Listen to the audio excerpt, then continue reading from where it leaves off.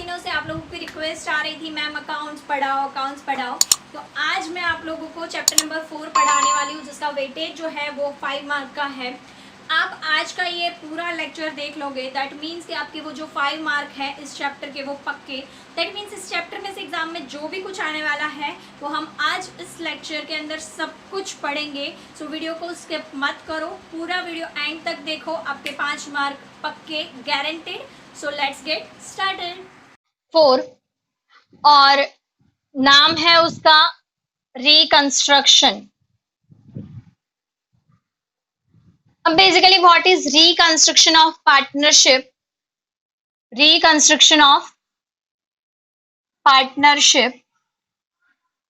So friends, reconstruction of partnership समझने से पहले अपने क्या करते हैं, रिकंस्ट्रक्शन का मतलब समझते हैं। बेसिकली रिकंस्ट्रक्शन मतलब क्या? तो जो भी चीज हमने पहले कंस्ट्रक्ट करी हुई है उस चीज को हम क्या कर रहे हैं, रिकंस्ट्रक्ट, मतलब अगेन उसको फिर से कंस्ट्रक्ट कर रहे हैं। सो पार्टनरशिप का रिकंस्ट्रक्शन का मतलब होता है कि हमारी जो पुरानी पार्टनरशिप थी उसको अभी हम क्या कर रहे हैं, शट डाउन, एंड हम नई जो पार्टनरशिप है वो क्रिएट कर रहे हैं। How exactly?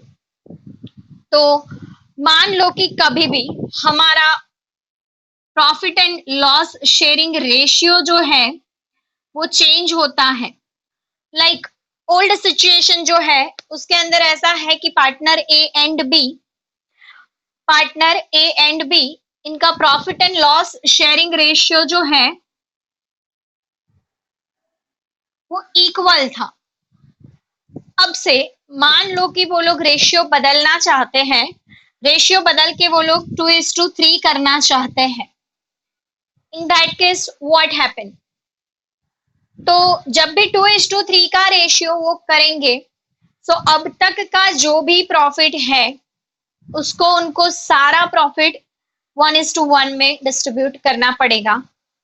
अब से लेके न्यू रेशियो है। सो अब से लेके जो भी आगे प्रॉफिट शेयरिंग होगा वो न्यू रेशियो में होगा। बट जब तक ओल्ड रेशियो था तब तक का जो भी प्रॉफिट है वो सारा प्रॉफिट हमें क्या करना पड़ेगा, 1:1 में डिस्ट्रीब्यूट करना पड़ेगा। सो रिकंस्ट्रक्शन मतलब हमारा P&L रेशियो चेंज होता है। चेंज होता है इसलिए हमें क्या क्या करना पड़ता है वो देखने से पहले एक बार ये समझ लो कि ये रेशियो चेंज होता क्यों है। सो फ्रेंड्स, नॉर्मली कभी कभी अगर आपको मेरी क्यों ये चेंज होता है हमारा रेशियो, तो उसका रीज़न होता है, अगर आप लोगों ने मेरा फर्स्ट लेक्चर अटेंड किया था तो उसके अंदर मैंने आपको एक स्टोरी सुनाई थी जिसमें मैं और आप दोनों पार्टनर थे। तो इन दैट केस फिर पता है ना, वो बीच में कोई नया आया था बंदा, उसने क्या किया था, आपको भड़काया एंड फिर आप भड़क गए और फिर आप आए मेरे पास, बोले आपसे इक्वल नहीं 70-30 के रेशियो में प्रॉफिट को शेयर करना है एंड ऑल। तो ऐसा कोई अगर केस होता है, इन दैट केस अपना रेशियो चेंज हो सकता है। समझ में आया? सेकेंड, जब भी कोई पार्टनर न्यू एडमिट होता है, क्या होता है, न्यू एडमिट होता है, मतलब एडमिशन ऑफ न्यू पार्टनर, तो उस टाइम पे भी रेशियो चेंज होगा। देखो A and B old partners थे, अब सी एडमिट हुआ, अब मान लो कि उनका रेशियो जो है मान लो इक्वल ही है, बट स्टिल पहले जो है 1/2 था, अब जो है 1/3 होगा। Are you getting me? समझ में आ रहा है? अब तक B1:1 था, अभी भी 1:1 है, but then new partner add हुआ तो उसके कारण जो न्यू रेशियो आया वो होता है 1/3। समझ में आ रहा है? और क्या हो सकता है कि रेशियो चेंज होगा, तो retirement of partner,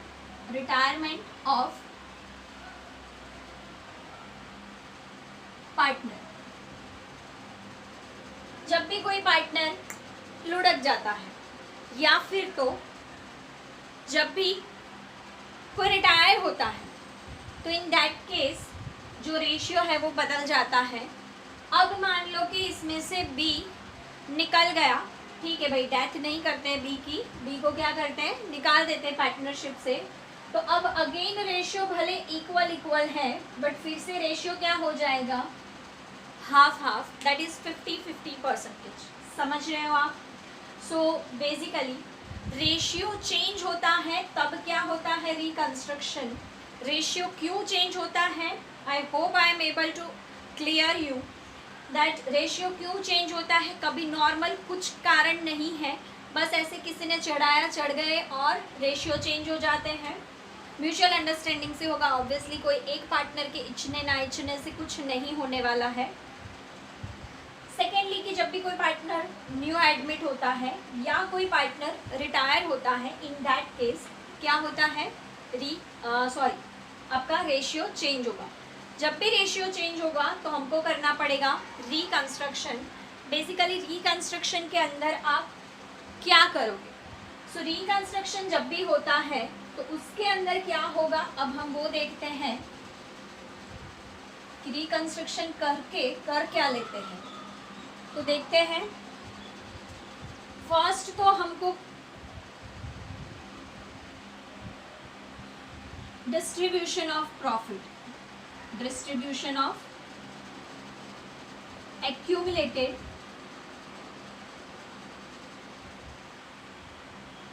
profit, that means हमारे पास जितना भी एक्यूमुलेटेड प्रॉफिट पड़ा है उन सबको हम क्या कर देंगे, डिस्ट्रीब्यूट कर देंगे इन ओल्ड रेशियो।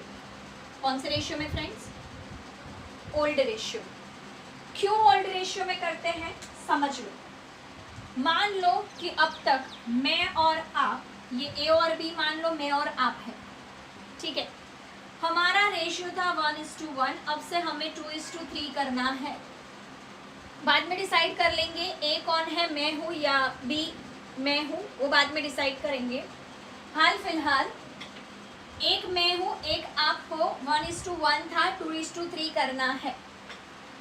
मान लो ये बी हो ना वो आप हो, ठीक है, समझ लो। तो अब तक जो भी हमारा रेशियो है वो कितना था, 50-50। अब से जो भी हमारा प्रॉफिट होगा वो होगा 2:3 में डिस्ट्रीब्यूट। तो मान लो हमारे पास एक सेविंग्स की एफडी करवाई हुई पड़ी है, तो सेविंग पे क्या मैं आगे जाके 2:3 रेशियो लेने के लिए मानूंगी, नो।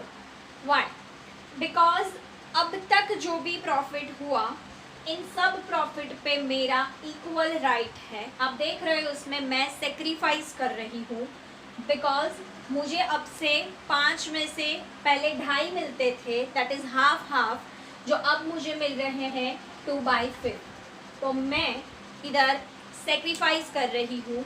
ये सेक्रीफाइस मेरा आज से शुरू होगा, एंड दैट इज़ वाई आज तक का जितना भी प्रॉफिट है, अच्छे से समझना फ्रेंड्स, आज तक का जितना भी प्रॉफिट है इन सब को मुझे क्या चाहिए, इक्वल प्रपोर्शन में हिस्सा चाहिए। And that is why ratio change होने से पहले, या मतलब जिस दिन हुआ रेशियो चेंज उससे पहले का जितना भी प्रॉफिट है, एक्यूमुलेटेड मतलब इकट्ठा किया हुआ, जितना भी इकट्ठा किया हुआ प्रॉफिट है इन सबको हम कर लेंगे डिस्ट्रीब्यूट इन ओल्ड रेशियो। आज से जो भी नया प्रॉफिट होगा, आज से जो भी रिजर्व क्रिएट करेंगे, वो सब न्यू रेशियो में हम डिस्ट्रीब्यूट करेंगे। बाकी आज तक का तो जो भी रिजर्व है, जो भी प्रॉफिट है, इन सभी प्रॉफिट्स को इक्वल इक्वल में बांट लेंगे। Clear friends? नेक्स्ट जो करते हैं वो होता है revaluation of assets and liability. ये क्यों करेंगे, क्यों मुझे रिवैल्यूएशन करना पड़ता है, समझो आप एक चीज। ठीक है, अब ना मुझे थोड़ा चेंज करना पड़ेगा तो आप ज़्यादा समझ पाओगे। ये रेशियो जो है ना वो 4:1 का कर देते हैं चेंज करके। क्या होता है कि जब अपने आप पे बन आती है तो ज़्यादा जल्दी से समझ में आता है, ठीक है। तो इसलिए अब रेशियो चेंज करके मैं कर रही 4:1। ये मेरा न्यू रेशियो है।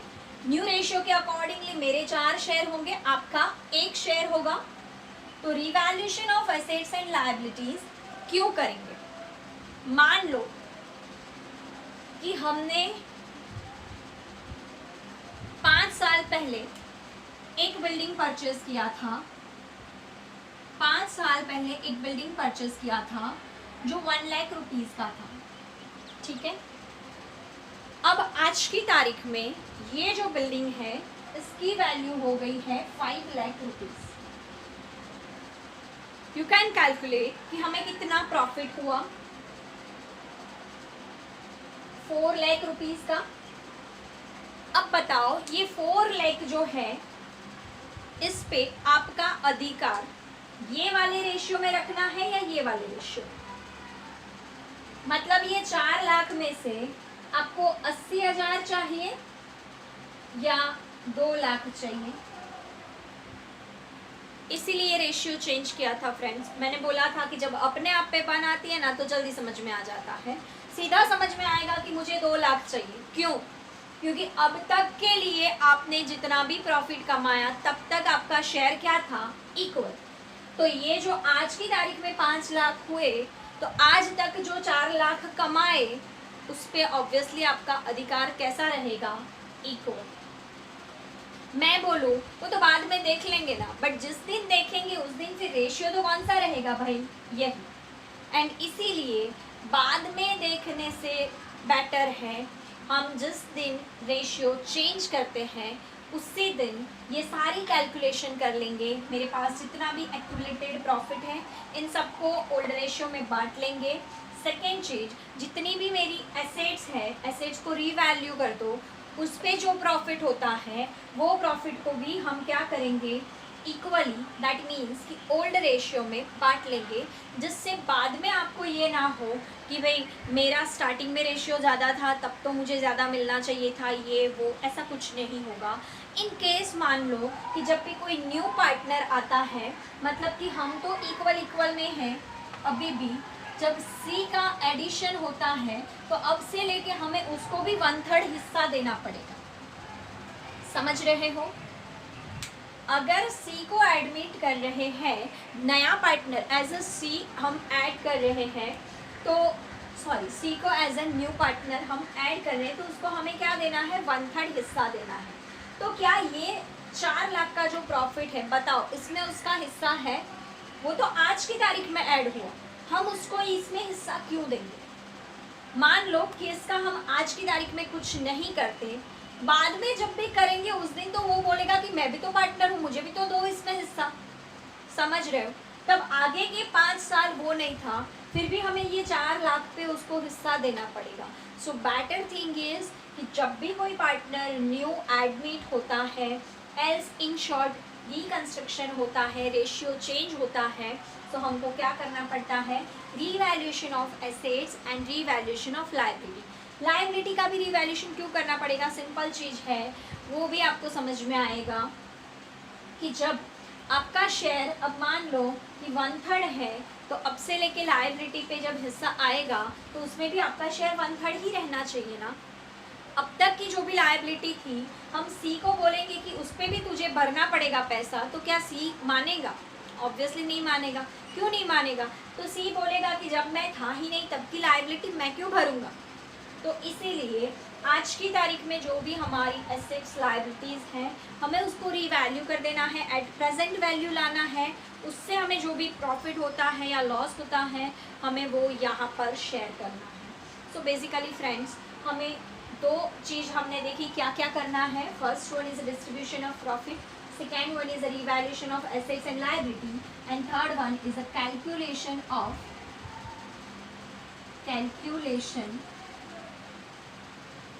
of sacrifice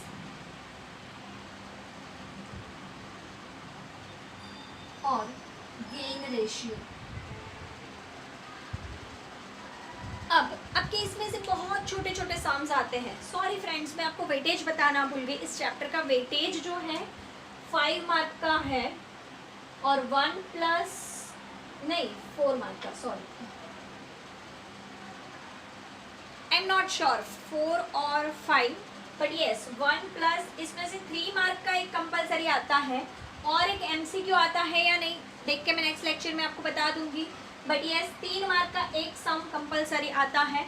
बड़े सम्स इसमें से कोई नहीं आते हैं। इस चैप्टर में भी काफ़ी बड़े बड़े सम्स हैं, बट एग्ज़ाम में पूछे नहीं जाएंगे जैसे फर्स्ट चैप्टर में था। बट हमने फर्स्ट चैप्टर के तो नहीं देखे थे बड़े सम्स, इस चैप्टर के सारे बड़े सम्स देखेंगे। The reason behind that is कि इसके जो भी बड़े सम्स अगर अच्छे से आ गए तो आपका चैप्टर नंबर 5 एंड 6 है ना आधा हो जाएगा। मतलब आपको ऑलमोस्ट 5 एंड 6 सब कुछ समझ में फिर आएगा। तो इसीलिए हम 5 एंड 6 के बेस के लिए चैप्टर नंबर 4 के सारे बड़े सम्स करेंगे। एग्ज़ाम ओरिएंटेड नहीं है बट स्टिल करेंगे प्रैक्टिस के लिए। आप बोलोगे तो चैप्टर 1 की भी प्रैक्टिस करवा लेनी चाहिए थी, नहीं उसकी ज़रूरत नहीं थी, बिकॉज उसकी प्रैक्टिस नहीं भी करोगे चैप्टर नंबर 2 में कोई फ़र्क नहीं पड़ने वाला है, बट इसकी प्रैक्टिस नहीं करोगे तो चैप्टर नंबर 5 एंड 6 में बहुत फ़र्क पड़ेगा। समझ में आया? सो मुझे मत सिखाओ मुझे क्या करना है क्या नहीं, मुझे यही करना है, मैं यही करूँगी। सो फ्रेंड्स 3 चीज़ें करनी है इसमें से आपके एग्ज़ाम में काम की सिर्फ और सिर्फ ये वाली चीज़ है इस चैप्टर में से, सेक्रीफाइस एंड गेन रेशियो ढूंढो। बिलीव मी बहुत इजी है, इस चैप्टर में कुछ भी नहीं है, काफ़ी इजी है। इस चैप्टर में से ये 3 चीज़ों में से आपके काम की चीज़ जो है ये calculation of sacrifice ratio and gain ratio यही है सिर्फ, और आपके लिए कुछ काम का नहीं है। ठीक है, अब हम देखते हैं कि sacrifice ratio and gain ratio को कैसे कैलकुलेट करते हैं।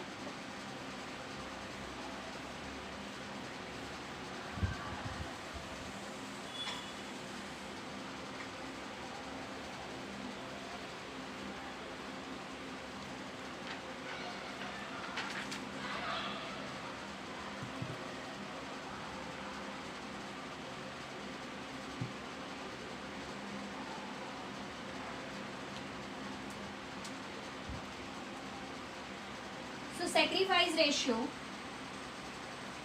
अच्छा एक बात बताओ, बाप और बेटे इन दोनों के बीच में अगर कोई बात पे रकचक हो गई तो in that case at the and let go कौन करता है? लेट गो कौन करेगा? ऑब्वियसली कुछ लोगों का आंसर होगा ऑब्वियसली हमको ही लेट गो करना पड़ेगा, और आइडियली यही होना चाहिए कि जो बच्चा होता है वही लास्ट में पापा की बात पे एग्री होगा और जो पापा बोलेंगे वही फाइनली होगा। राइट, दैट मीन्स आपको याद रखना है फ्रेंड्स कि सेक्रीफाइस कौन करता है? सन करता है। कौन करता है? SON. So sacrifice ratio is equals to, आपको ये SON याद रखना है। This is trick to remember the formula, old ratio minus new ratio, old ratio minus new ratio, या आप इसको शेयर भी बोल सकते हो, old share minus new share, कुछ भी बोलो चलेगा। और गेन रेशियो का फॉर्मूला है न्यू रेशियो, इससे ऑपोजिट, उसके लिए कोई ट्रिक नहीं है, बट सेक्रीफाइस का सन याद रह गया तो ये उससे उल्टा होता है तो कुछ याद रखने की ज़रूरत है ही नहीं। सो यहाँ पर new ratio minus old ratio, clear? 2 formula है। अब इसमें आपको याद ये रखना है कि हम जो चीज़ ढूंढ रहे हैं अगर हमको पॉजिटिव मिला तो हमको वही चीज़ मिल रही है, बट अगर आंसर नेगेटिव मिला तो हमको जो नहीं ढूंढना था वो मिल गया। लाइक सेक्रीफाइस के रेशियो वाले फॉर्मूला से अगर आपका आंसर पॉजिटिव आया तो उसको कहेंगे हम सेक्रीफाइस, बट इन केस आपका आंसर नेगेटिव आया तो दैट इज कॉल्ड गेन। और सेम सिचुएशन रहती है गेन रेशियो में, अगर आंसर पॉजिटिव आया तो गेन के रेशियो से गेन मिला, बट अगर आंसर नेगेटिव आया तो गेन के रेशियो से सेक्रीफाइस मिला। मतलब कि आप सेक्रीफाइस दोनों रेशियो से निकाल सकते हो, but you should be clear कि हमें अगर गेन के रेशियो से माइनस में आंसर आया तो उसको सेक्रीफाइस कहते हैं, सेक्रीफाइस के रेशियो के हिसाब से प्लस में आंसर आया तो उसको सेक्रीफाइस कहते हैं। क्लियर फ्रेंड्स, समझ में आया? पक्का? ठीक है, तो अब हम लोग सम स्टार्ट करते हैं। वैसे मैं आपको एक एग्जाम्पल ही करवाऊंगी, आप सारे एग्जाम्पल खुद से कर सकते हो, बहुत इजी है, डरना मत, करवाऊंगी, don't worry.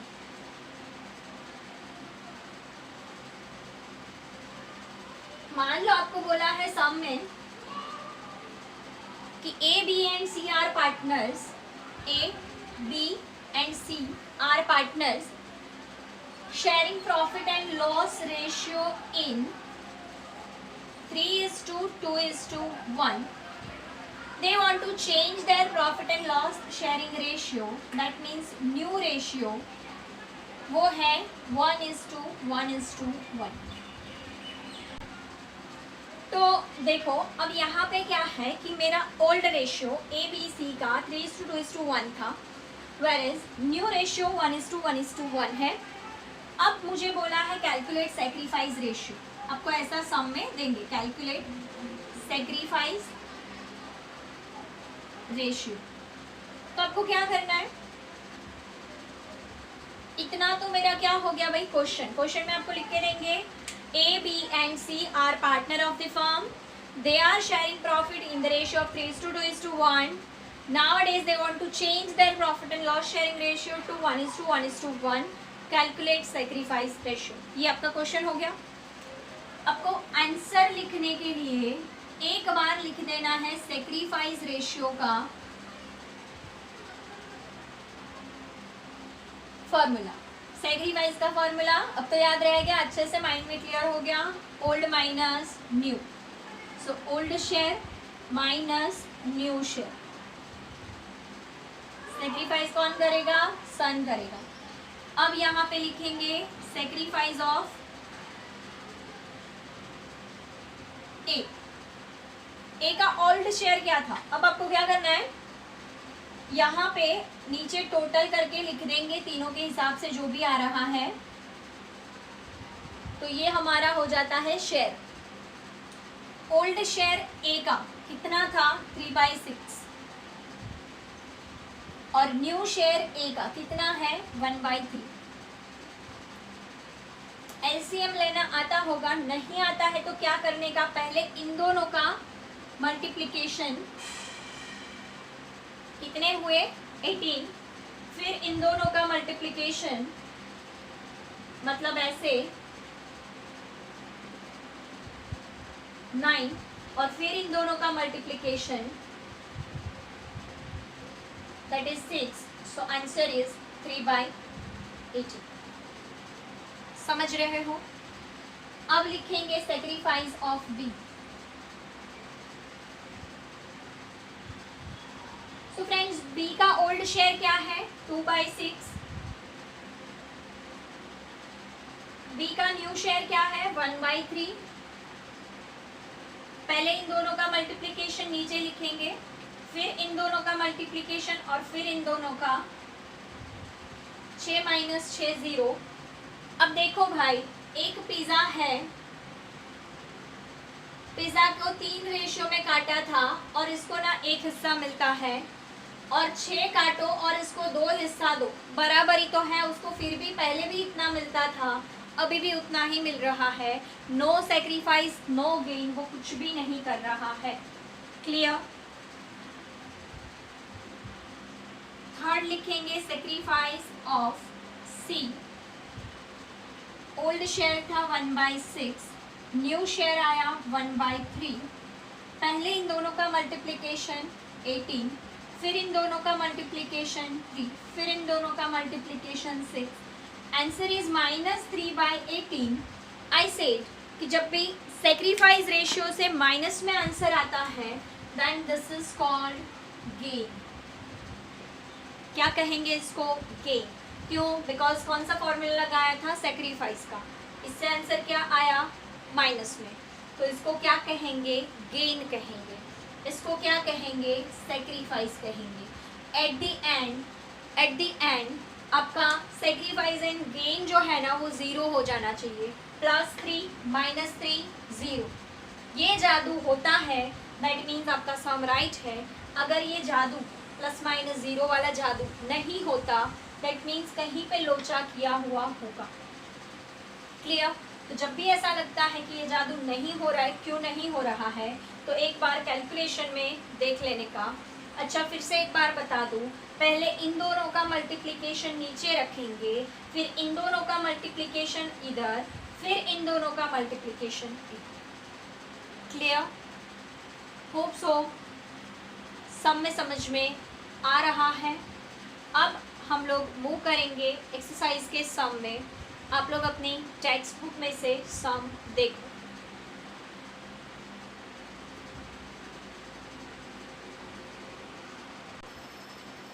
Question number 4 text book में देखो आप, Amar and Akbar are partners of the firm distributing profit and loss in the firm in equal proportion. Amar and Akbar है भाई,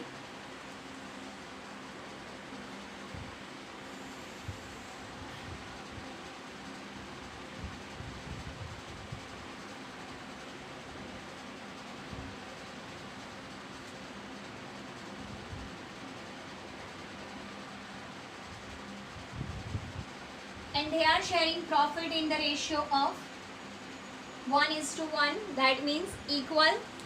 आगे पढ़ो क्या कहते हैं, they decided to change their profit and loss sharing ratio to 3:2 for future, that means new ratio कितना है 3:2। under these circumstances calculate what sacrifice has been made by which partner। हमको क्या करना है, सेक्रीफाइस रेशियो निकालना है। Sacrifice ratio निकालने के लिए हम सेक्रीफाइस रेशियो का फॉर्मूला रख देंगे।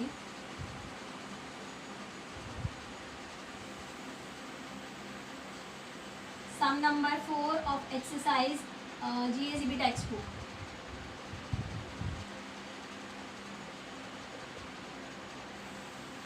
Okay, sacrifice ratio is equals to old ratio minus new ratio, sacrifice of Amar 1/2, 1/2, 1/5, 1/5। Old share अमर का था 1/2, न्यू शेयर है 3/5। इन दोनों का मल्टीप्लिकेशन, फिर इन दोनों का मल्टीप्लिकेशन, फिर इन दोनों का मल्टीप्लिकेशन, आंसर इज -1/10। क्या आया फ्रेंड्स, गेन। सीधी बात है, एक सेक्रीफाइस करेगा तो जाएगा कहाँ, वहीं पे किसी और के पास, तो एक गेन करेगा एक सेक्रीफाइस करेगा। सेक्रीफाइस ऑफ अकबर 1/2 माइनस 2/5, 10, 5, 4, 1/10, इसको कहेंगे सेक्रीफाइस। तो हम लिखेंगे Akbar will sacrifice 1/10 share in favor of Amar. Clear भाई, समझ में आ रहा है? ये रहा पिज़्ज़ा, पहले हाफ हाफ काटते थे, बट अब एक के 5 हिस्से करते हैं। थोड़ी तकलीफ करेगी 5 हिस्से करने में, ब्लू पेन से करती हूँ तो ज़्यादा समझ में आएगा।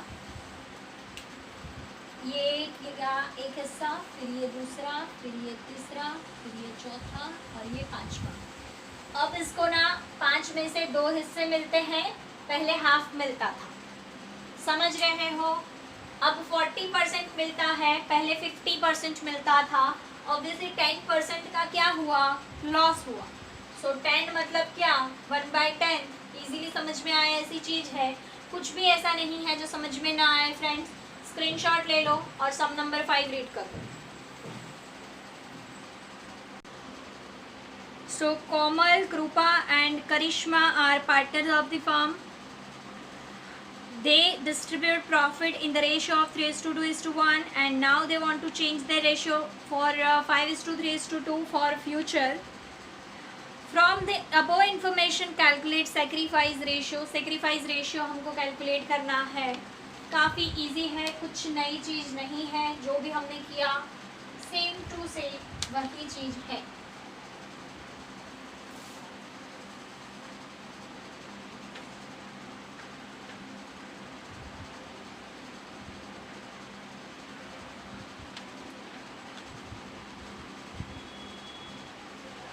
क्या नाम था भाई?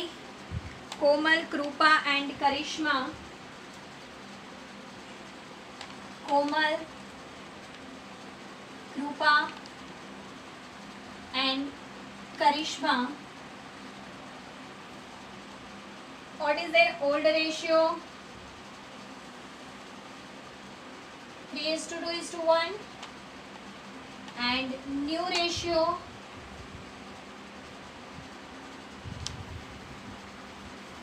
5:3:2.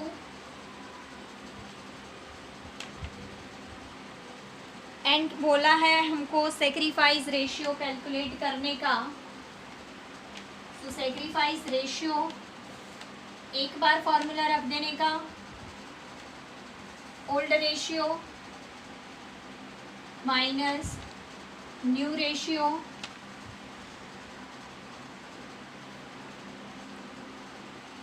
अब सेक्रीफाइस ऑफ कोमल,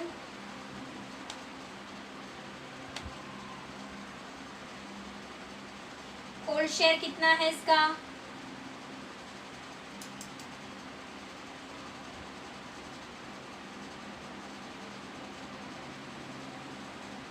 ये कैसे आया ये तो पता चला ना. ये तीनों का टोटल और यहाँ पे ये तीनों का टोटल नीचे आता है. उसके बाद इसका ओल्ड शेयर है 3/6, न्यू है 5/10. क्या करेंगे?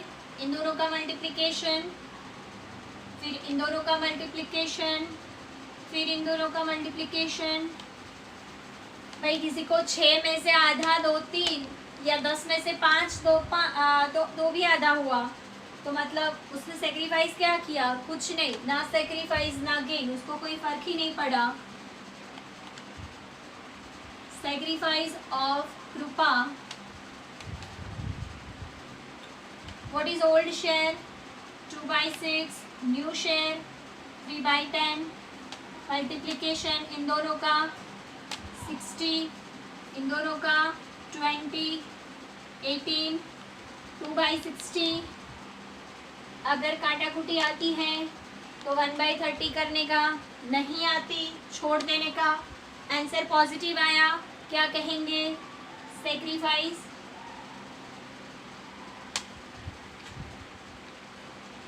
Then sacrifice of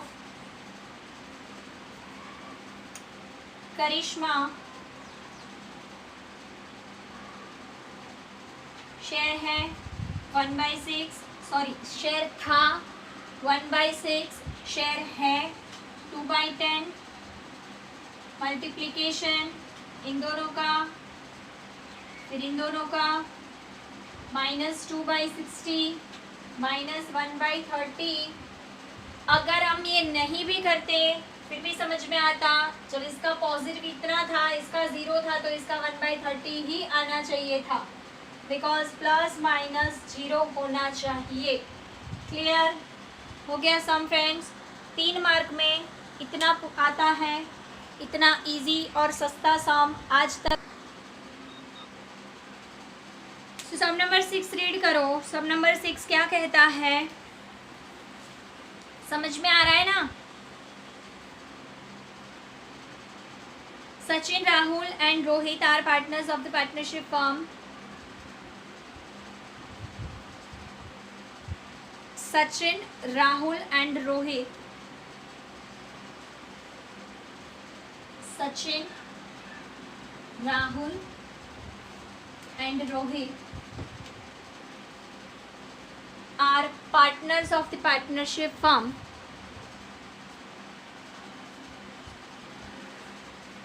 and then बोला हुआ है कि उनका ओल्ड रेशियो कितना है,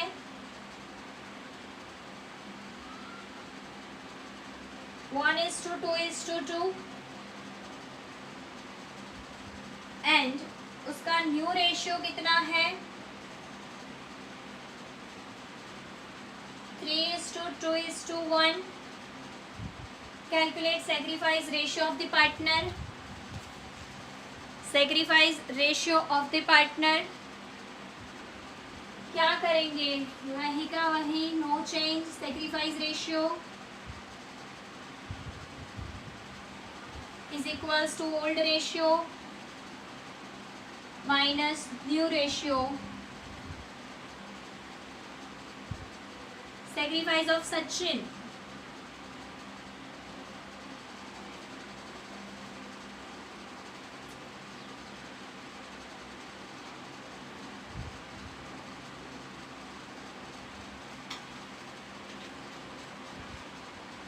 टाइम ऑफ ऐसे लगता है राहुल को कोई फर्क नहीं पड़ेगा, उसको पहले भी 2 मिल रहे थे, अभी भी 2 मिल रहे हैं, बट देन फर्क डेफिनेटली पड़ेगा. एक एप्पल को 5 हिस्से में काटो, एक पिज़्ज़ा को 5 हिस्सों में काटो और उसको 2 हिस्से दो, और 6 हिस्से में काटो और उसके 2 हिस्से दो, फर्क तो डेफिनेटली पड़ेगा भाई. 6 हिस्से करोगे, इन दैट केस उसको कम मिलेगा. सो बेचारे राहुल को तो लॉस पड़ने ही वाला है पक्का. ओल्ड शेयर 1/5 था, new share 3/6, 36, 15 minus 9/30 gain. Then sacrifice of